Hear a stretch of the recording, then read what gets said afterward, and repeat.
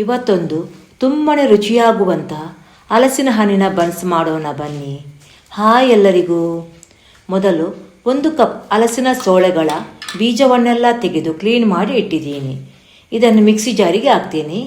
ಫ್ಲೇವರಿಗೋಸ್ಕರ 3 ಕಾಳು ಮೆಣಸನ್ನು ಹಾಕ್ತೀನಿ. 3 ಸ್ಪೂನ್ ಸಕ್ಕರೆ ಹಾಕಿ ನೀರು ಹಾಕದೆ ನುಣ್ಣಗೆ ರುಬ್ಬಿ ತರ್ತೀನಿ. ಹಲಸಿನ ಸ್ವೀಟ್ ಮೇಲೆ ಸಕ್ಕರೆ ಹಾಕಿದರೆ ಆಯಿತು. ರುಬ್ಬಿದ ಹಲಸಿನ ಪೇಸ್ಟನ್ನು ಒಂದು ಬೌಲಿಗೆ ಹಾಕ್ತೀನಿ.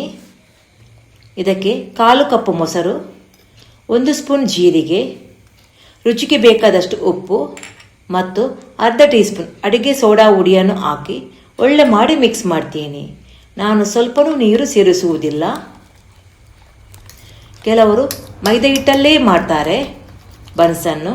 ನಾನು ಇಲ್ಲಿ ಅರ್ಧ ಕಪ್ ಮೈದಾ ಹಿಟ್ಟು ಮತ್ತು ಅರ್ಧ ಕಪ್ ಗೋಧಿ ಹಿಟ್ಟನ್ನು ತಗೊಂಡಿದ್ದೀನಿ. ಇವೆರಡನ್ನು ಹಾಕಿ ಹಿಟ್ಟು ಕಲಿಸ್ತೀನಿ. ಇದಕ್ಕೆ 1 ಸ್ಪೂನ್ ತುಪ್ಪವನ್ನು ಹಾಕಿ ಹಿಟ್ಟು ಕಲಿಸ್ತೀನಿ.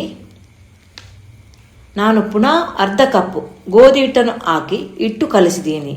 ಒಟ್ಟಿಗೆ ಅರ್ಧ ಕಪ್ ಮೈದಾ ಹಿಟ್ಟು ಹಾಗೂ 1 ಕಪ್ ಗೋಧಿ ಹಿಟ್ಟು ಬೇಕಾಯಿತು ಹಿಟ್ಟು ಕಲಿಸೋಕೆ. ನೋಡಿ, ಹಿಟ್ಟು ಈ ರೀತಿ ಸಾಫ್ಟಾಗಿ ನಾದಬೇಕು. ಚಪಾತಿಗಿಂತ ಸ್ವಲ್ಪನೇ ಮೆದು ಆದರೆ ಸಾಕು.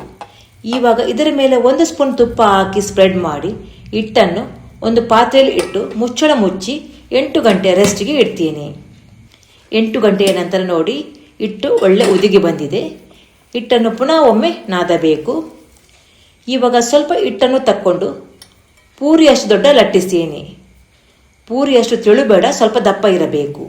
ಲಟ್ಟಿಸುವಾಗ ನಾನು ಹಿಟ್ಟನ್ನು ಹಾಕುವುದಿಲ್ಲ.